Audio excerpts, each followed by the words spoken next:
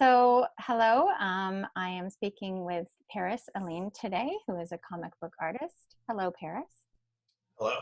Hi. I've been doing these series of interviews with MTM grads and alumni, of which you are, and instructors, of which you are both.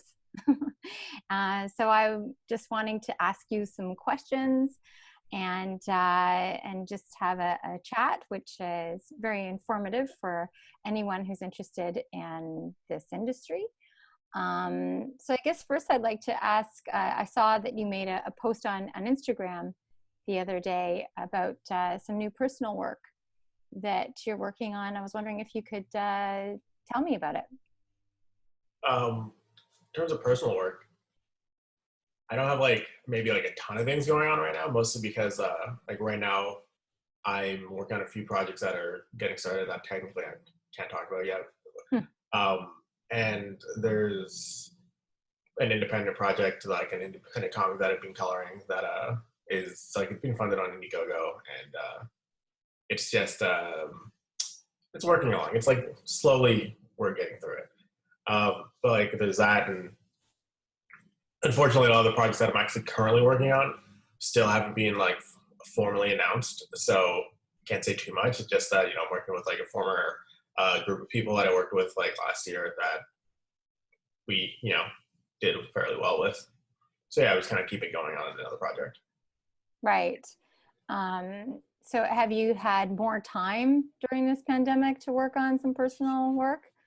It has been a lot of stopping and starting now that you have so much extra time to work on personal projects, which actually may not be necessarily extra, because it was still working from home on these projects beforehand. So now it's just whenever a project ends, before another one starts, that time is crucial, because it's really is I'm trying to get as much of personal work done as I can. So whether that be a short for a comic or just honestly just illustration, it's all the time. It's so important when you realize how little of it you really have, because sometimes the project starts and the next one project ends and the next one starts the very next day. Wow. Yeah. So you hope for just right now I'm in a little week where one ended and a week before the other one starts. So right. I'm just trying to get a lot of it's personal drawings, something that I'd worked on before the last one started. So I'm trying to get some things done. Yeah, exactly. Take these moments, right? Exactly. When they come along. Yeah. So let's talk about some of these, some recent projects. Well, in the spring, you were the colorist on Afterlift with Cosmixology, with just won an Eisner Award for Best Digital Comic. Yes. And I was wondering if, yeah, that's great. Congrats. Oh, thank you. Wondering if you could talk about what it's like to be part of this publication and how it feels to win this award. The project is actually really different from anything else I've ever worked on. So it was really sorry, there's a bit of background noise. Can you hear that, or? Not too much. It's okay. All right. Well, yeah, no, this project is different from any other project that I've worked on before. It is it's with Chip Zdarsky and Jason Liu, Allison O'Toole, and it was a different approach to it. Normally, I find a starter project and there's not a lot that goes into it. It's just I'm sent work and I just go with it. It's not a lot of thinking. Okay. But for this, because it was such a, I don't know how to describe the story. It was kind of a larger than life story, but over just 5 issues. Mm-hmm. So it really was a lot of thinking outside the box. And from issue 1, it starts off very normal and it's a typical story. But then by the end of it, because I'm just the colorist on it, so I don't get the full scope of the story. And even if I did, I don't really want to check it all out, because I like the going along with it, and seeing my own surprise with it. Right. I think that comes across more.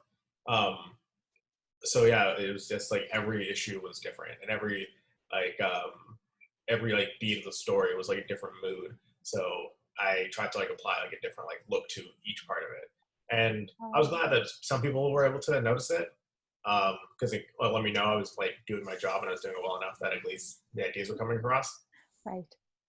And in terms of like the actual Eisner, it's insane. I can't at all describe how I feel about it. When they told me we were nominated, I didn't have anything to say. I was speechless. And now that we actually won, it's like that times 10. And I even now, like I think like I was talking to somebody recently and like, oh, congrats. It's like oh, what? Oh, right, the thing. Oh, okay. You have to get used to being an award winner. Yeah, I mean, I figured it out eventually. No, it was something that was like always like on like the bucket list of like, hey, at some point be nominated for it. So to win one and way sooner than I ever would have imagined, it is just like amazing, honestly. So I'm like really like looking forward like to working on like this the next projects because like that whole like imposter syndrome that I know a lot of artists feel, I'll say it's greatly diminished. It's very much still there, but right. to a lesser degree, I'd say. Right. I'm just curious about the award ceremony. So was this like an online thing? Did you get your award mailed to you? Like, I'm just curious how it happened in these times. Oh, well, it was like normally they do have like, like the big like award ceremony, but this time it was just an online thing. It was hosted by Phil Lamar, the voice actor, and they had a couple other different awards that were also like different types of awards that were there besides just like the Eisner themselves. They're like, I think it's like a Hall of Fame or something for like artists and for comics. So like there was all that, and me and like the team from the book and a couple other friends who like also are actually grads from Max Mutt. We all just watched it together on Zoom, and yeah, it was like a really exciting thing. That was great to experience with like your friends, and for that actually to hear them like say the name of the book, because I think we were all very excited at the thought of being nominated, but I had to say I didn't expect like that to win because there's so many great books in the category and so many like a lot of really great creators as well. Yeah, well, again, congrats, and it must have been very exciting. And maybe if you wouldn't mind just talking a little bit about, because you said there's so many other great books nominated, and why you think this one won. I mean, I want to just say because it's like it was a really like solid book put out by a really like a team that worked really well together. I mean, I wish I knew exactly why we won because then I could say like, I mean, if someone said like, oh, they're all great books, but this one part is specifically done by Paris and will put them over the edge, I would love that. Is that the case? I very much doubt it. But like what the actual like reason we won, I think maybe we provided something that was a little different. It was a story that hadn't been told, and I am not really. I think there's no real books I think that are very much like it. So can you talk a little bit about that for those of us who don't know what the story is about? Just give us like a little synopsis, maybe.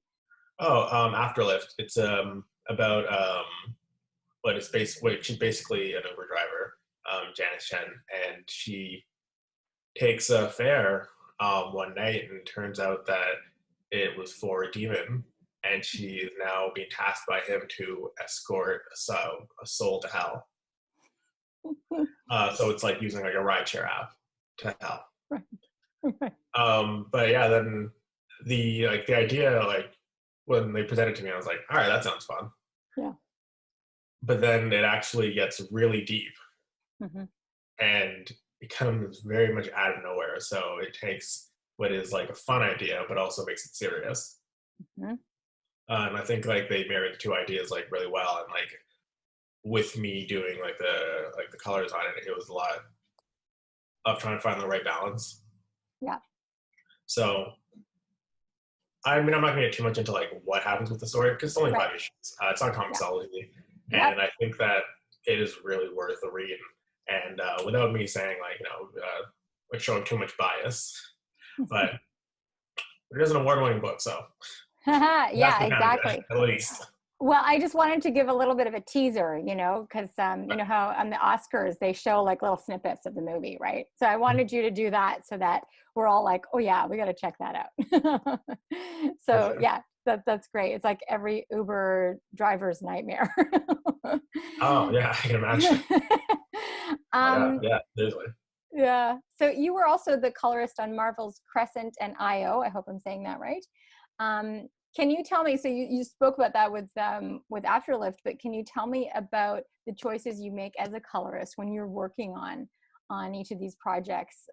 You know, you described it for that one. So it sounds like maybe each one's different, but then maybe you can talk about for Crescent and IO and any others that you want to talk about, like just how you make the choices as a colorist. I honestly, yeah, every project is different. Um, Even working with like the same illustrator on different books, like it's really a different approach to it, just because like the way of thinking is changed. So like Mm-hmm. whether it's like it is more of like a fun, lighthearted book or like a more serious toned one, like that'll change the way, maybe not the approach exactly, but like what you're trying to get across. Mm-hmm. So for Crescent and IO, it was like the illustrator is John Lamb, and um, he is I'm very happy to say, you know, he and I knew each other like previous to the project, prior to the project, and we had like a friendship. So like I already knew his work, and it's another one of those things where I see it like just in anything, and I subconsciously I think to myself like, I wonder how I'd color that. Mm-hmm. So because like the book is about like a young girl and like a big fluffy glowing bear, and they do martial arts. Um, it is, as you imagine, a fairly, you know, lighthearted story. Right. So it was about playing like up like the lightheartedness with like more like saturated colors, but also some pastel tones. There, sorry, there's a contrast of some of the more serious scenes. Mm-hmm. So it is in, I think it was 20, like 28 pages or 22 pages, something like that. Sorry, but yeah, so it was like playing like up like the different scenes against each other, because they really do like contrast like near like the beginning to the middle to the end. Mm-hmm. So it's about making that flow and in terms of Yeah. like the different moods without Yeah. you really realizing how jarring one scene might be from the next. Right. So yeah, it's like that's a lot of like the only big difference in like besides like the actual style of like how I've approached them like to do books differently, because they're also very different in terms of like the actual rendering style. Yeah. But the thought process for both of them is similar in terms of like what I'm actually gonna go for. Yeah. So yeah, like the style of illustration for like Afterlift, like Jason Liu is very like classic comic style. Right. John Lamb is more of like he's a very like fresh style, I'd say. Like I don't know Right. if people really draw like John Lamb. So Yeah. like I'm always impressed when I see his work. So I had to like try to bring that like that same like energy to it. Whereas Right. like on Afterlift, it was a lot more of a grounded story in the beginning, and then taking it off as it went a lot more Mm-hmm. um, like wild with the sound storytelling. Yeah. Yeah. I definitely noticed the difference in the colors right away, and I think that's you know, it's something that it speaks to how color is so important in what you're communicating. Oh, So 100%. Yeah.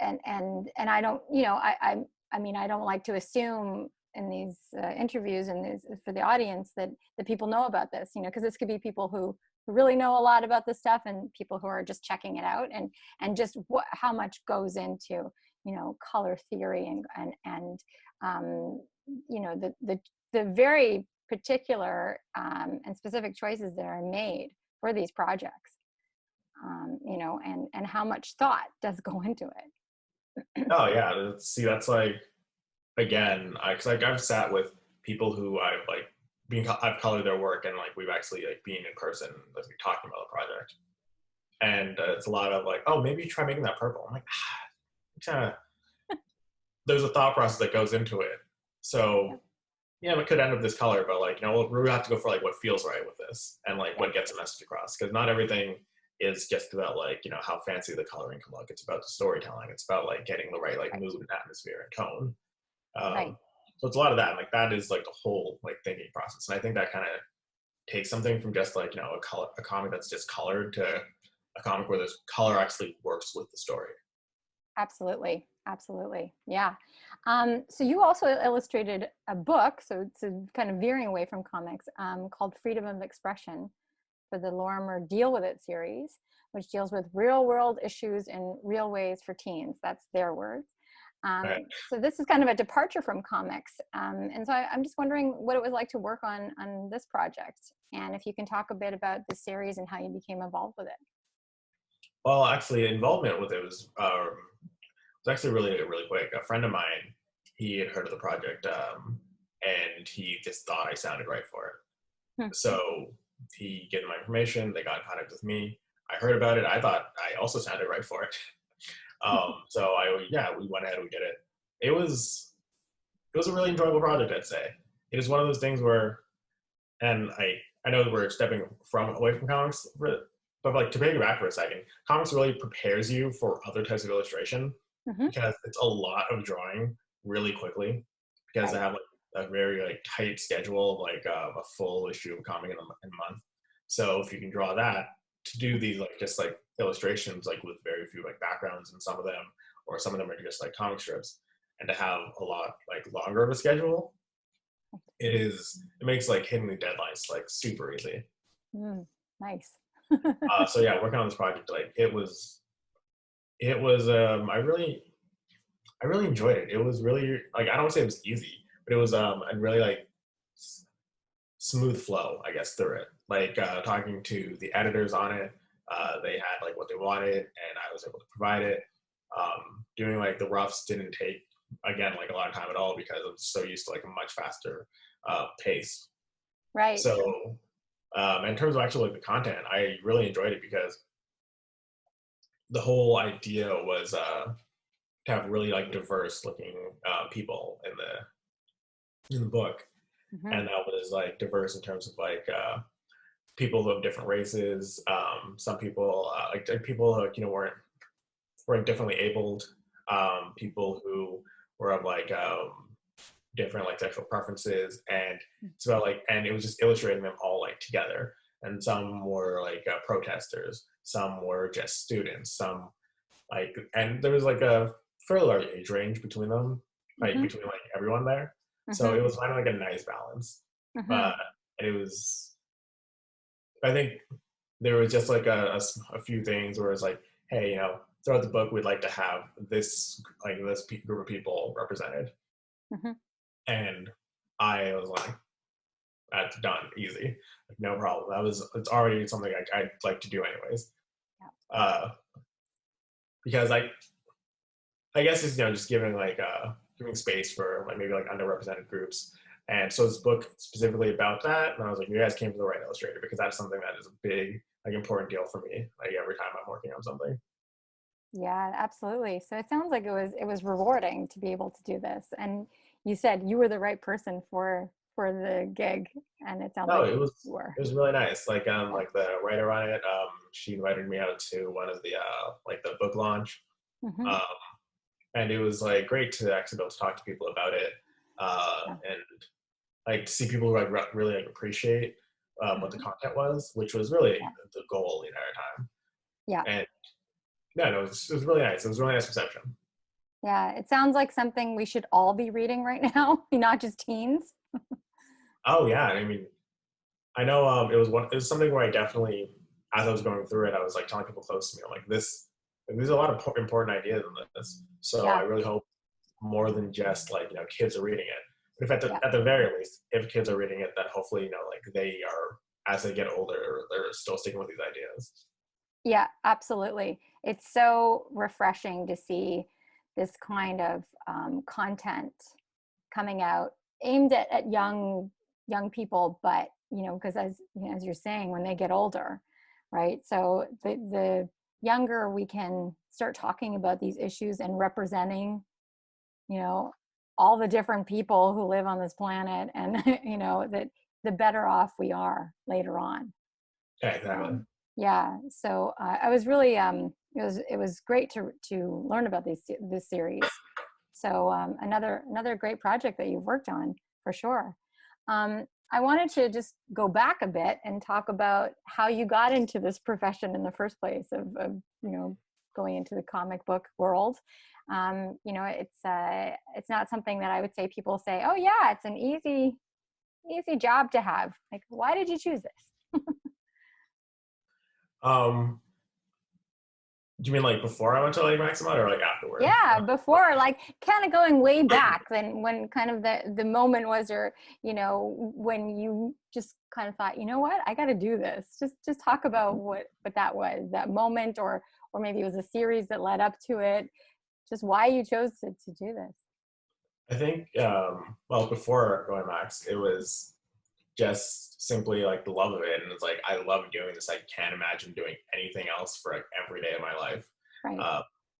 And I'm not to say I even do it every single day, because days off, they exist, and I believe as comic book artists definitely need to be appreciated more.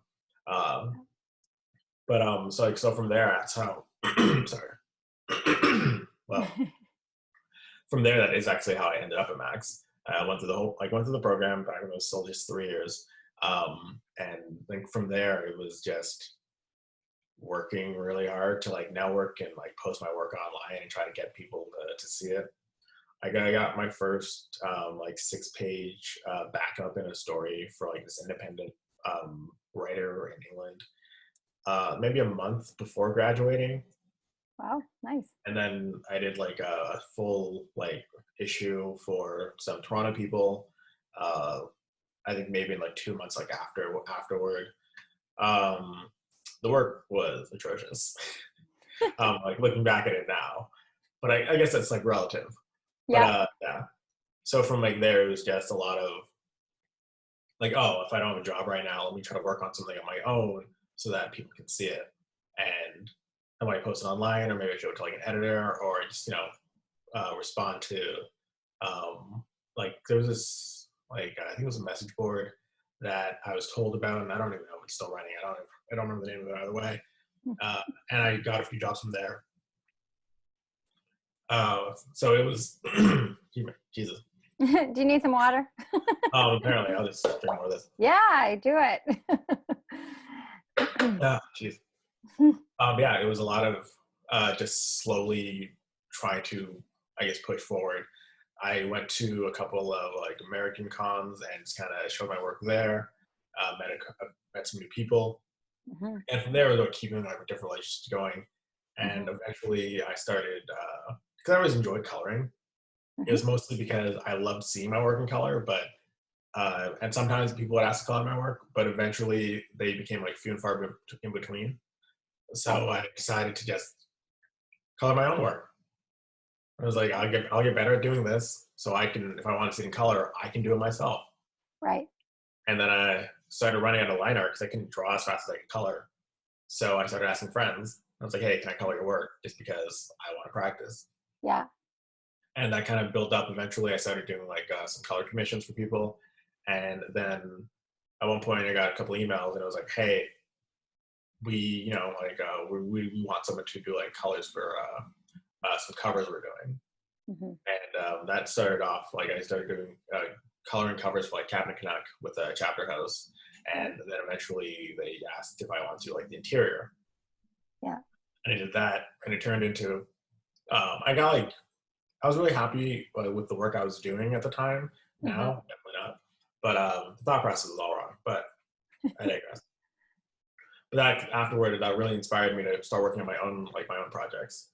So from there, I did my own book, and I started showing that around. It was because like it's your own project. There's a lot more passion to it. There's a lot more like time taken in like the small areas that only I will ever notice.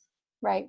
So it's just it was that I think showed that my work had like stepped up. So I was able to show it to different people, and like from there I was just able to get like different jobs. And it is like a very consistent, like I don't want to say always working, but very consistent like workman like mentality, where I know that every time I'm working on something, like this could be what leads to my next project. Right. And I've been very fortunate, and like I I 100% acknowledge that. Like I've had very little in between time between different projects.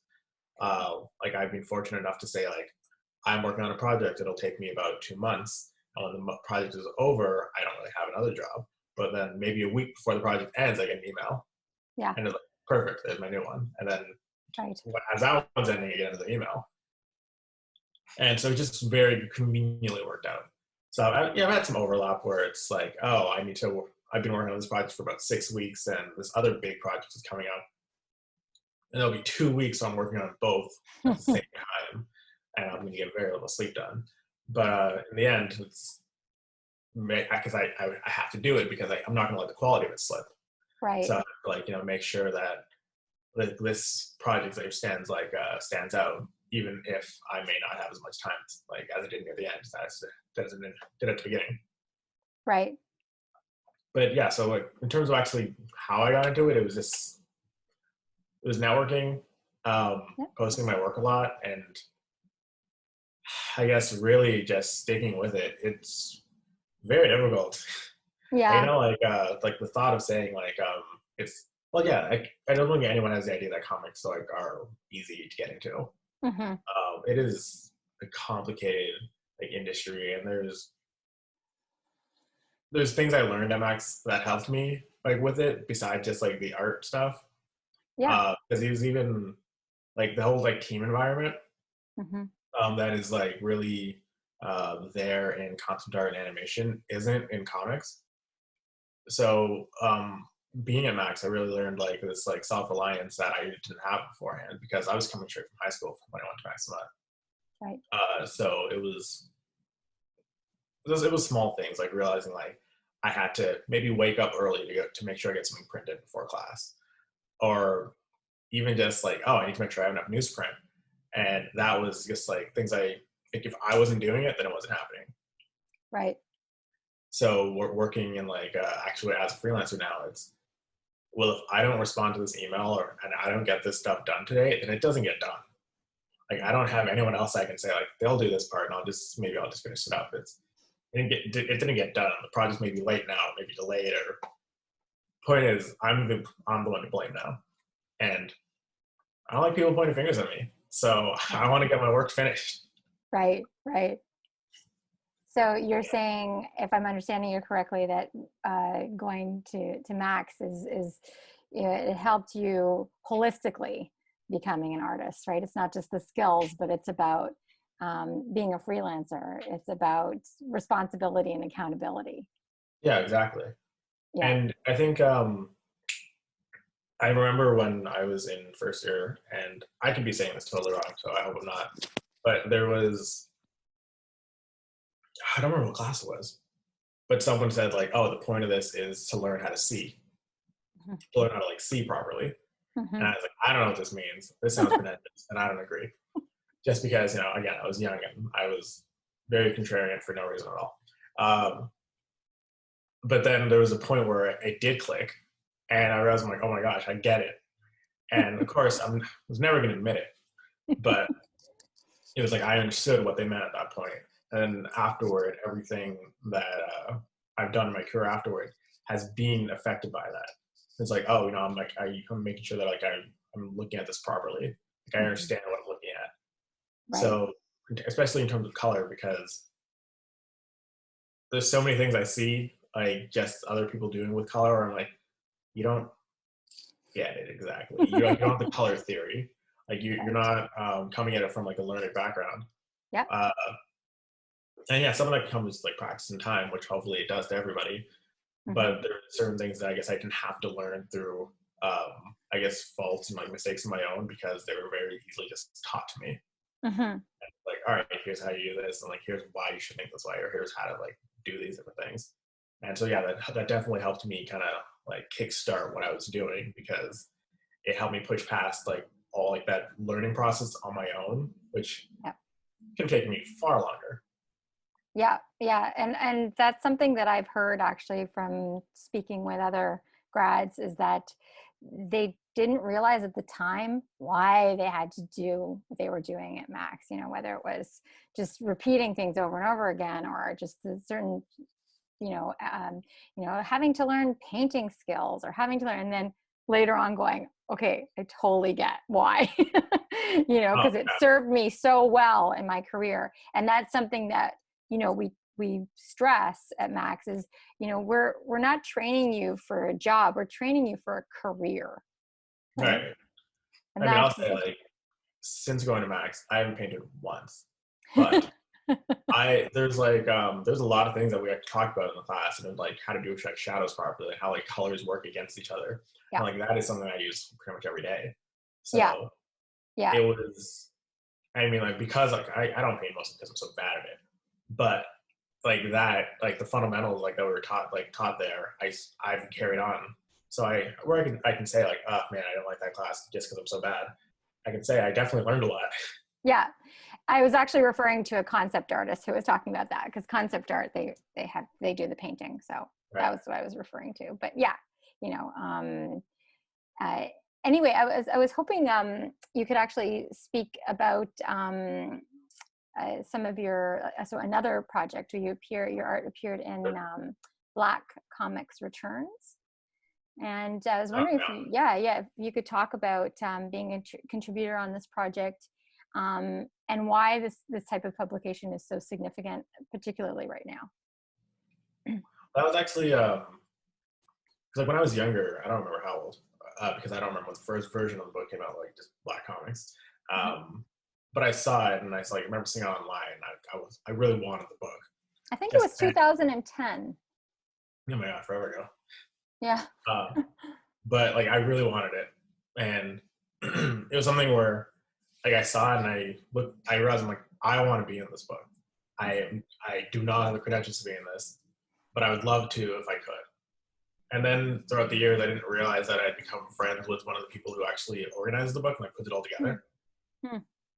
So then when I saw that he announced that they were doing the second version of it, I immediately emailed him and I just let him know, like, I would love to be part of this if I could. And it was maybe one of the only projects I've actively like emailed to say like, how can I be a part of this? But yeah, it turns out he had actually thought he had emailed me about it. So it turns out like maybe I was on like the wrong email list, that he just like, I didn't end up actually like being included in the people he was emailing. So if I hadn't reached out, I never would be part of it. But it was like, it's something I really want to be part of. So I'm so happy that like when I was able to, like my friend Tishan Dwyer, who's also an Max Mutt graduate, like he's also was in the book as well. And even because our last names are like pretty close together in the alphabet, like we're like fairly close in the book. So that's like another small little victory. But like for me, I knew it was really important because I know like I don't see like as many like Black illustrators that are just like held up like that's like as like amazing illustrators. Whereas I mean like now on like Twitter you'll see like different hashtags for like different groups to like represent them for maybe a few days. But I know that like I always wanted to have like this book, so like be part of like a book like this, just so that I could properly feel like I was part of the community. Because I feel like it's not as large a community, or it's maybe not even as it's well represented. I mean, I have the book right next to me, just super coincidentally. But we see it? Oh, of course. Yeah. It's a big one. Oh, it's big. Beautiful. Yeah, it's like what, 12 by 12 inches? Oh my god, so big. Amazing. That's like an album. Actually, yeah, I should keep with the albums. But yeah, it was a great opportunity. Like I was really glad to see it. I know like a lot of people have emailed me like since having seen like my work in the book, which I really appreciated, because like there's a few projects that I would wanted to have been a part of that I wouldn't have known about, and there's like certain like historical like projects where it's like, oh, he's like this historical Black type figure, and someone wants to write a story about him, and like I want to be included in a project like that.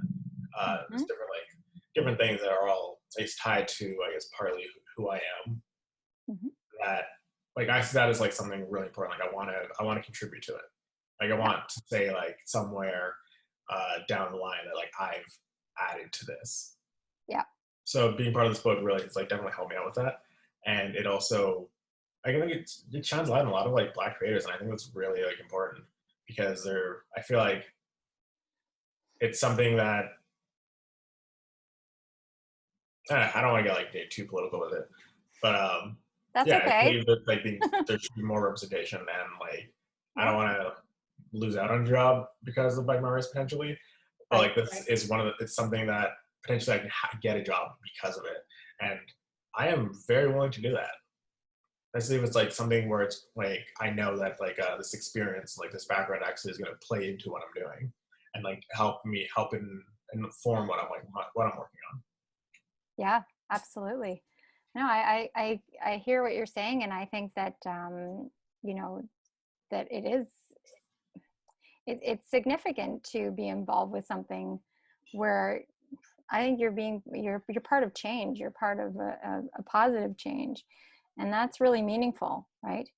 And I think it's a struggle for some of us as artists, where you're saying, I don't know if I want to get too political, but at the same time, it's part of you, right? And it's that kind of balancing of, I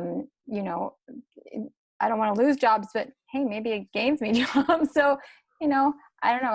I think it's great that also the story of you pursuing them, that you wanted to work on this. And I think that's really important to hear too, that it's good to go after projects that you believe in and want to be involved in. And don't wait for people to come to you or approach you. Yeah, I mean, because I saw the book when it came out, and I think I was like 17, 18. Right. And the book came out, I'd say, 3 years ago, maybe. Mm-hmm. It would have been like 24 Mm-hmm. or 25. All right, man. It don't matter. But yeah, no, it was great I was really happy to say like years later, I was able to still do something that I'd wanted to do from when I was a teenager. Yeah. Yeah, that's great. So it's kind of another kind of dream come true. Oh, yeah, actually. Never thought about that. Yeah, it's like you're kind of going on the checklist here. Win an award, publish for Black Comix Returns. Check. So I guess I'm going to ask you what's next for you. What's what else do you still want to accomplish? Man, I do not even think about it that way. I have a very short bucket list, and there was very few art things actually even on it. So the Eisner itself it was like on the list, but it was kind of like you put it up there same way. I'm like, oh, I want to go to the moon. Toss that up there next to it. It's like I didn't expect it to actually happen. It was just something where like that'd be awesome if it did, but if it doesn't, I'm not gonna be surprised. Okay. So hey, maybe I'll go to the moon next. But hey, yeah, we need a comic on the moon. But it is I'm not really sure. I think like right now I'm continuously like working on like my new projects, like different groups, and I'm I guess I look at a lot of every project I have is like something different, and I want to say I've tried like all flavors of art, I guess. So yeah, I want to just like kind of keep growing as an artist, right. And that I've been able to like help other people, and I want to be able to like say I am also helping people like with my art, and even or just like other artists. Because I know the big thing for me was when I was younger and I wanted to learn different things in art. I wanted to try different things. It was difficult because sometimes you kind of need someone to help you out, and if you don't have that, it just takes a bit longer to do it. But I know, so like if I can help other artists, I know I generally try to. Even if it's just like saying, hey, here's how to do this, or here's how to do that. Sometimes it's, hey, here's that brush I use that you asked about. Right. It's like a lot of just like small things where like I'd like to say I'm helping out the artist community as well. Yeah. I feel like because like we as artists are inspired by other artists, I see that us as like us taking from the industry. So I feel at some point we need to also be putting back into it. Right. So, and like, I'm not saying I'm inspiring anyone, but I believe at the very least I can like help people if they need it. And if people like my work, that's great. And if anyone has any questions about it, I'm like, I can let you know, because I think art has a lot of like actually easy explanations where it's like, maybe not exactly your thought process, like, why did you put this here instead of over there? It's like, well, I liked it over there. Right. But there's like a few things where like, because like a lot of like color theory, I can explain like, oh, why did you make this color? Like, why'd you make a light green instead of like a dark blue? It's like, oh, well, because blah, blah, blah, color theory. And Right. like impart some knowledge to somebody if I can. Well, it sounds like it's mentoring. And speaking of which, I mean, you kind of came full circle because you were also an instructor at Max Mutt. Oh, yeah. And yeah, and I'm wondering if you could talk about that experience, what you taught, and what it was like to be on the other side of the fence, so to speak. Well, as I very much foreshadowed in all of my conversations, like this entire conversation so far, is it was the digital coloring for comics course, and it was great. I really enjoyed it. Like, I love the class that I had, and they were also like motivated, and it actually even inspired me. And it was, oh man, I really like, I'm gonna sound like a broken record, because it was something where I believe like 5 years ago I was working on like my own personal project, like my first comic of my own. And the late nights that I would stay up, I would keep my mind occupied, and I would wonder, how would I teach that digital coloring course that I took when I was at Max Mutt? Because at the time I was like, oh, I feel like I'm a pretty good colorist. How would I teach that course? Yep. And then so to eventually actually be asked years later to teach that same course, it was like, great, I know what I want to do. Yeah, that's great. So it was like, it definitely, I had like the background of what, like, of all those nights, like, we're planning like how I would do it and how I'd present different ideas. Right. So it was like, the class is mostly about like, first it was, here's like how to do something. Here's how to flat a piece. Here's the different tools you want to use. But then I think it turned into more of like, here are some things you kind of need to consider, and how you approach them is up to you. But you need to, I guess, realize that you need to make your ideas work together. So you don't want to go too dark with something. You don't want to go too light with something either. But it's just like finding that like right, solid like balance. So like that was a lot of like what the course ended up being. I think the students really like seemed to benefit from it. I think they liked it. I know one student, she told me at one point that that it was one of her, like, she was like, oh, it's like my favorite class, and I was like, that means so much to me, you have no idea. Yeah, absolutely. But yeah, it was like, I really enjoyed it. I enjoyed like being one-on-one, because at the same time it was hearing what the thought process was that other people were using. And I was like, okay, cool. And then it's like, that's interesting, because now it's actually informing the way I think, because yeah, they're like the students, but they're still artists, so they have like they have their own vision for something, and I think like that was really, really cool. And I was like taking things from what they were doing, and I was getting motivated from that. And also the fact that we were going over the fundamentals like in the beginning just reinforced them all for me, which was good as well, because I think like leaving school gets to the point where I think a lot of artists forget or like they don't go over like the fundamentals anymore. So it's like, I think it gave me an opportunity to like brush up on that, like keep learning. Right. Yeah, definitely. And that is something as a teacher. I think if you're a good teacher, then you're constantly learning as well, right? And learning from your students. Yeah, and like, I mean, every class my thought turned into like afterwards, like, how do I do that next time? Like, how would I explain this better? Or like, what can I do to make it like a little more natural from going from one thing to the next? Yeah, well, that's great. I guess just before we leave, I'd just like to know what you recommend for anyone who wants to get into illustrating comic books or graphic novels, maybe someone in high school or someone as like a second career. What would you recommend to them to do? I would definitely say, like, I mean, some people want to go to school, others don't. I believe I really benefited from going to school. Mm-hmm. I also benefited a lot afterward just from learning from the world, like exposing myself to like, just different forms of artwork. And I think like that is something I definitely would recommend as well. Like I didn't learn to be a comic illustrator from reading comics. I learned it from looking at art, looking at anatomy, looking at like the world around me. It was just my comics are great. I love reading them.